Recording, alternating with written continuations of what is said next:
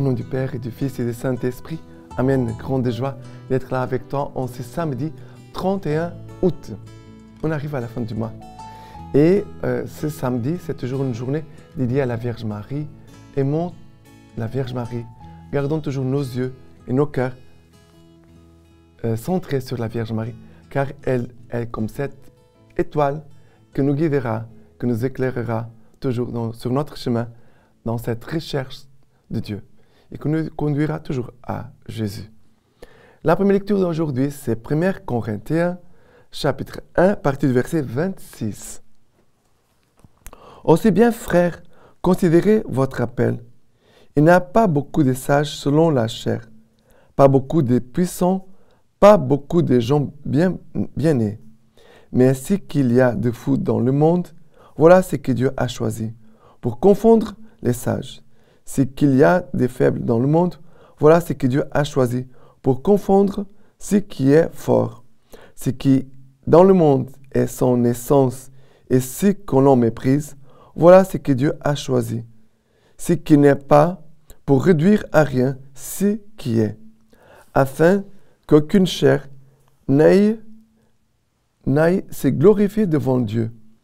Car c'est par lui que vous êtes dans le Christ Jésus, qui est devenu pour nous sagesse venant de Dieu, justice, sanctification et rédemption, afin que, comme il est écrit, c'est lui qui se glorifie dans le Seigneur. Moi, j'aime beaucoup ce passage. J'aime beaucoup. Si ce qu'il y a de fou dans le monde, ce qu'il y a de faible dans le monde, ce qui dans le monde est son essence et ce que l'on méprise, voilà ce que Dieu a choisi. Dieu a choisi les faibles, les fous et ce qui n'est pas. Pour confondre notre monde, il dit, pour confondre les fous, pour confondre les sages. Les faibles, pour confondre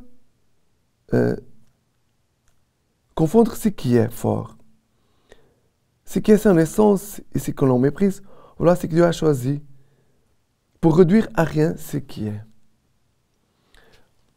Cette parole est d'une grande paix, d'une grande réconciliation pour nous tous. Parce que nous tous, on a des points fragiles, qu'on pourrait dire des folies. Ce sont des folies en nous. Ce qui est faible, nous avons tous des faiblesses en nous. Chacun de nous a ses propres faiblesses. Et ce qui naît, son essence, ce que l'on méprise, voilà. C'est ce que Dieu a choisi. Et cela nous donne une grande paix, mais en même temps, c'est un point de conversion. C'est un point de conversion pour nous parce que là où nous sommes, dans nos paroisses, dans nos communautés, parfois on peut trouver ces folies, ces faiblesses, ce qu'on méprise. On peut trouver ça dans nos réalités. En nous, et aussi chez nos frères et sœurs autour de nous. Et on doit penser à ces passages pour dire, ah, certainement, il y a ici quelque chose de Dieu dont je dois faire attention. Parce que on méprise ce qui n'est pas, ce qui est faiblesse, ce qui est folie. Peut-être on est en train de mépriser Dieu lui-même et ce qu'il veut nous montrer ou nous parler. C'est pour ça qu'on doit faire très attention. Et son parole à la fin, il va dire Jésus-Christ est justice, sanctification et rédemption. Jésus, il est justice, sanctification et rédemption par rapport à cette folie, à cette faiblesse, à ce qui est méprisable, qu'on a méprisé. Mais il dit que c'est lui qui se glorifie dans le Seigneur. Non pas se glorifier de soi-même, mais de se glorifier dans le Seigneur, de qui vient toute grâce et tout bien. D'accord? Maintenant, les psaumes d'aujourd'hui, c'est le psaume 33, à partir du verset 12. Heureux le peuple dont le Seigneur est le Dieu, la nation qui s'est choisie en héritage. Du haut des cieux, le Seigneur regarde et voit tous les fils d'Adam. Après le verset 18. Voici l'œil du Seigneur est sur ceux qui le craignent, sur ceux qui espèrent son amour, pour préserver leur âme de la mort et le faire vivre au temps de la famine. Notre âme attend le Seigneur, notre secours et bouclier, c'est lui. En lui, la joie de notre cœur. En son nom de sainteté, notre foi. Le verset 18. Voici l'œil du Seigneur, il est sur ceux qui le craignent, sur ceux qui espèrent son amour. Voilà, peut-être les fous, les faibles et ceux qui sont méprisés. L'œil du Seigneur est sur eux. Eux qui espèrent son amour pour préserver leur âme de la mort et les faire vivre au temps de la famine. Ça veut dire, Dieu va manifester sa gloire dans toutes ces âmes, qui sont des âmes, on pourrait dire, les petits, que Dieu a choisis, et Dieu va manifester sa force, sa grâce en eux, et ils vont pouvoir vivre au temps de la famine. Ça veut dire, dans le moment d'épreuve, des difficultés, ils vont vivre. Mais les sages, les forts, et ceux qui se croient grandes choses, voilà, les orgueilleux, ils vont passer par des difficultés après. Voilà le chemin d'union au cœur de Jésus. Lui, Dieu Tout-Puissant, il s'est anéanti. Il a pris notre condition humaine. Tout égal à nous, sauf dans le péché. Sauf le péché. D'accord? Et maintenant, l'évangile, c'est Matthieu 25, partie du verset 14. C'est comme un homme qui, partant en voyage, appela ses serviteurs et leur remit sa fortune. À l'un, il donna 5 talents, à deux à un autre, un seul à un troisième, à chacun selon ses capacités. Et puis, il partit. Aussitôt, c'est lui qui avait reçu les 5 talents alla les faire produire. Et on gagna 5 autres. De même, c'est lui qui en avait reçu 2, on gagna 2 autres.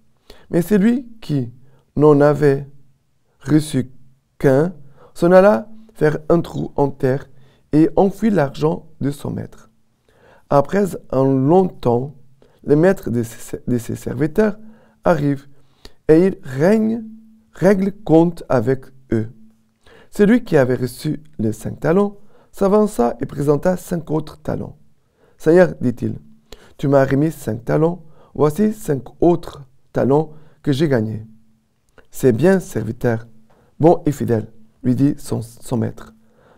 En peu de choses, tu as été fidèle. Sur beaucoup, je t'établirai. Entre dans la joie de ton Seigneur. Vint ensuite celui qui avait reçu 2 talents. Seigneur, dit-il, tu m'as remis 2 talents. Voici 2 autres talents que j'ai gagnés. C'est bien, serviteur bon et fidèle, lui dit son maître. Un peu de choses, tu as été fidèle. Sur beaucoup, je t'établirai. Entre dans la joie de ton Seigneur. Vint enfin celui qui détenait un seul talent. Seigneur, dit-il, j'ai appris à te connaître. Pour un homme âpre et gain, tu maçonnes où tu n'as point sémé, et tu ramasses où tu n'as rien répandu. Aussi, pris de peur, je suis allé enfouir ton talent dans la terre. Et voici que tu as ton bien. Mais son maître lui répondit, serviteur mauvais et paresseux, tu savais que je moissonne où je n'ai pas sémé, et que je ramasse où je n'ai rien répandu. Eh bien, tu aurais dû placer mon argent chez les banquiers, et à mon retour, j'aurais recouvré mon bien avec un intérêt. Enlevez-lui donc son talent et donnez-le à celui qui a les 5 talents. Car à tout homme qui a, on en donnera, et il y aura du surplus. Mais à celui qui n'a pas, on enlèvera ce qu'il a, et c'est propre à rien. Des serviteurs, jetez-les dehors, dans les ténèbres. Là seront des pleurs et des grincements des dents. Alors, ici, Dieu a donné les talents à chacun selon ses capacités. Ça veut dire qu'on ne doit pas faire des comparaisons. Mais l'autre, elle a beaucoup de talents, moi que j'ai qu'un... Non. Dieu donne selon nos capacités. On ne doit pas faire de comparaisons. On ne doit pas faire des commentaires. Non, pas. Et cela, non. Alors, après, la vie, le Seigneur nous a donné à chacun de nous des talents. Notre vie ici-bas, c'est pour faire fructifier ce que Dieu nous a donné. Il y a des gens qui vont faire fructifier leurs talents seulement pour eux, pour mon propre bien. Ils sont égoïstes. Et c'est dans l'Évangile, l'homme qui avait reçu un talent, il a caché son talent. Il n'a fait rien avec son talent. Mais nous devons mettre nos talents, nos capacités, les dons que Dieu nous a donnés, les charismes, on doit les mettre au service des frères et sœurs. Bien sûr, si quelqu'un sait bien travailler, et il est un médecin, voilà, il va travailler comme médecin, il va gagner son argent. Mais s'il peut aussi aider des pauvres, des gens qui n'ont pas de conditions d'aller voir les médecins, il doit aider. C'est lui qui sait chanter. Il va chanter, gagner de l'argent avec sa voix. Mais il peut aussi chanter dans la chorale de la paroisse. Il peut animer des rencontres pour les jeunes, chanter, voilà, et amener les gens à la prière par le chant. Ici, dans l'Évangile, Dieu va dire à cet homme qui avait un seul talent, Dieu va dire « paresseux, serviteur paresseux ». Maître lui répond « serviteur mauvais et paresseux, tu savais que je m'assois où je n'ai pas semé, que je ramasse où je n'ai rien répandu. Eh bien, tu aurais dû placer mon argent chez les banquiers. » Ici, par l'argent et de la banque. Mais ici, on pourrait dire nos capacités que Dieu nous a données et la vie, nos familles, la société, nos paroisses. On doit, celui qui a et qui donne, Dieu donnera, ne manquera pas. Mais celui qui a et ne partage pas, ne va pas multiplier, même le peu qu'il a, il va le perdre. C'est cela que le Seigneur va dire ici, dans l'Évangile. C'est pour ça qu'on doit faire fructifier nos talents, multiplier nos talents. D'accord? Ce sont des actes d'amour. Ici, ça concerne l'amour. La multiplication des talents, c'est la croissance de l'amour en nous, envers Dieu et nos frères et sœurs. D'accord? La lecture patristique d'aujourd'hui de Saint Jean Chrysostome. Tu veux honorer le corps du Christ? Ne le méprise pas lorsqu'il est nu.